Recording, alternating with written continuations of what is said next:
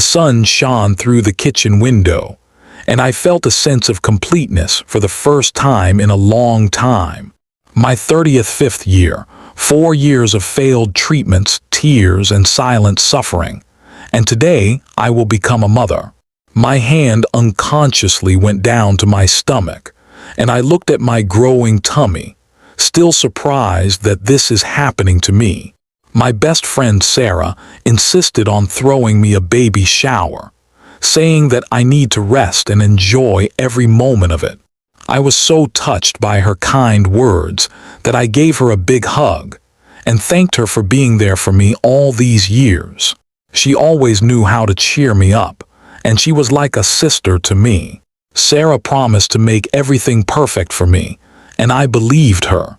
The baby shower turned out to be more splendid than I could imagine. There were pink and blue balloons, and the whole room was filled with the fragrance of flowers.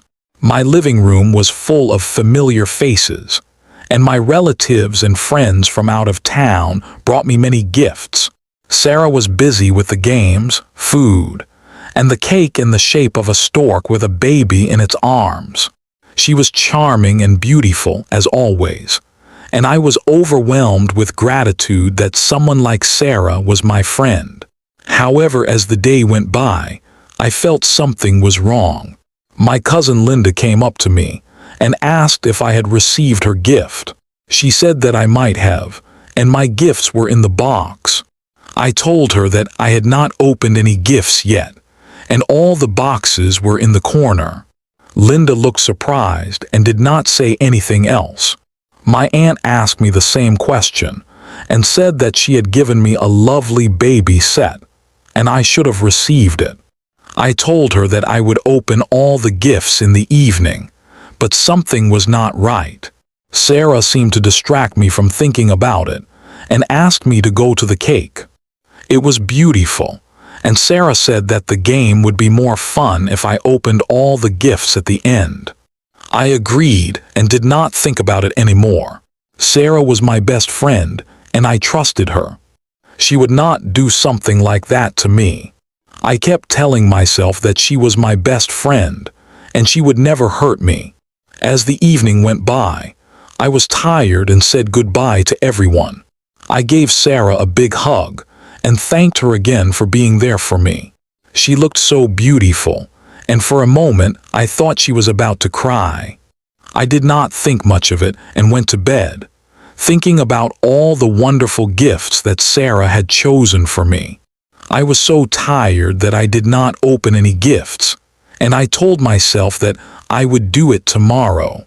Little did I know that this would be the day of my life that would change dramatically. The morning after the baby shower was like any other day. I made myself some tea and decided to open the gifts when my phone rang. It was the local store where I had shopped, and the manager, Mrs. Anderson, asked if I had authorized any returns. I told her that I did not, and my heart raced as she began explaining. She said that someone had returned many items, paying for them with my gift card. I asked her to tell me what was written on the receipt, and my world began to crumble when she said Sarah Miller's name. My best friend Sarah had returned all the gifts. My legs gave out, and I sat on the floor in shock. My stomach twisted with grief as I looked at my phone. Mrs. Anderson continued telling me that many of the items were expensive, and I clenched my fists in anger. She said that Sarah had returned a crib, a car seat, a stroller, many clothes and toys. I looked at my phone, and my heart pounded in my chest. The total amount of the returned gifts was almost $8,000, and I nearly fainted when Mrs. Anderson told me that Sarah had received the money in cash. I called Ryan and told him everything that had happened, and he asked me to be calm and not do anything rash. He told me that Sarah always seemed to be short of money and that she had many debts. Ryan said that if I wanted to do something about it, we needed evidence. I spent the whole day collecting all the evidence, and I was furious at Sarah for what she had done. I had been her best friend for 10 long years, and she had stolen from me right in front of my family and friends. I was so angry that I could have killed her. Sarah did not know that I had found out about her betrayal, and she called me in the evening and asked me how I had liked the gifts. I told her that I had not opened them yet, and she laughed and said that I was always lazy. I was so angry that I could have yelled at her, but Ryan held my hand and told me that I needed to be patient. I did not want to confront her yet, and I told her that I would open the gifts tomorrow. Sarah said that I was always so dramatic and that everything would be perfect in the morning. I called all my relatives and friends who had given me gifts and asked them to send me the receipts. They were all happy to do that, and one by one, I began collecting all the evidence needed to bring Sarah to justice. The next evening, I asked my husband to organize a dinner for our family, and I invited everyone who had given me a gift. Sarah would be surprised to see me, and I wanted to confront her in front of all our friends and family. I told her that I wanted to thank her for her help, and she said that she would bring some desserts. I smiled and told her that it would be perfect in the morning. The night of the dinner arrived, and our house was filled with familiar faces. My friends and family had all come to see me, and I wanted to thank them for being there for me.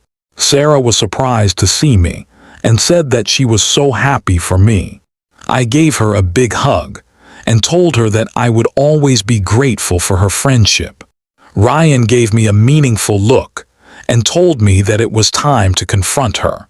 I asked everyone to give me a moment of silence and told them that I had something important to say. I began by telling them how grateful I was for their support and how much I appreciated their kindness. However, I could not keep it to myself any longer, and I told them what had happened. I told them that someone had returned all the gifts, and I showed them the receipt. I told them that I had asked the store manager, Mrs. Anderson, and that she had given me the evidence. The room was silent as everyone looked at Sarah, and for the first time in her life, she did not know what to say. Sarah sat in shock, and the cupcakes she had brought were still in their box. Her eyes were red, and she looked up at me surprised. She tried to say something, but her tears fell down her cheeks, and she began stuttering. She said that it was all a misunderstanding, and that she had returned the gifts to buy me better ones. She said that she wanted to surprise me, and she had not meant to hurt my feelings. I looked at her and felt such disgust that I could have killed her on the spot. I showed everyone the video from the store that Mrs. Anderson had given me, and I told them what Sarah had done. She had gone to the store with our gifts and returned them, pocketing the cash. Sarah was stunned when I showed her the video, but she did not say anything. My aunt was the first to get up and tell her that she was a disgrace. My cousin shouted at her, and Ryan gave me a meaningful look. He told me that I should not let this happen again, and he placed a hand on my shoulder. Sarah begged me to forgive her, saying that she was in debt and that she had needed the money. She said that she had not meant to hurt my feelings, and she was sorry. I told her that her lies were disgusting, and that she had stolen from my unborn child. I told her that she had betrayed me, and that our friendship was over. She had crossed me, and I would never forgive her for what she had done. One by one, my friends and family asked Sarah to return the money, and some of them threatened to call the police. I stopped them, telling them that I did not want revenge in the form of handcuffs. I wanted Sarah to know that everyone in this room knew what she had done, and she would never be able to look anyone in the eye again. Her tears dried up when she realized that no one would believe her lies, and she ran out of the house. I called after her and told her that I hoped the money was worth losing everyone who ever loved her. That night, Ryan helped me count the money Sarah had transferred to her account in panic. It was all there, and the money would help pay off some of her debts. However, the money would never heal the pain in my heart, and I knew it would take a long time before I could trust anyone again. The next morning, I opened the remaining gifts with my family, and I was grateful that everything had turned out for the best. I had learned a valuable lesson that day, and I would never trust anyone again. My little one would grow up knowing that not everyone who smiles at you is your friend, and I would always protect them from people like Sarah.